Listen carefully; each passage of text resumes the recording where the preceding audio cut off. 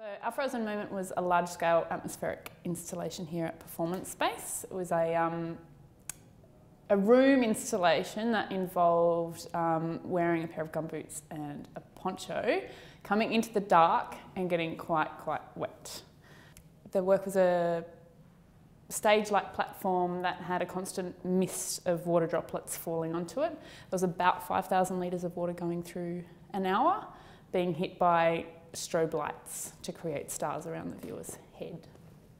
The work evolved for me out of two sort of real-life experiences. The first one was seeing a fog bow at the back of my parents' house, which was a phenomena that I'd researched, for a long time because I have an ongoing interest in atmospheric phenomena, especially cold climate atmospheric phenomena. And a fog bow is like a rainbow except white, because the droplet size is so small that the light just bounces around and the colours blend back into being white light again. And seeing a fog bow at my parents' house made me realise that it was possible to artificially create this, because it was created just by a spotlight out the back onto freshly formed fog. So that was one of the effects that I was working with in the work.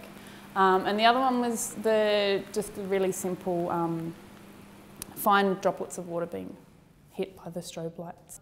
So the body in space is something that I think about all the time, so that completely dictated the scale of what I wanted to do. Luckily in Performance Space I had a beautiful big space to work with, so I was able to create something quite large so that the viewer could be inside this machine, as it were, inside the storm.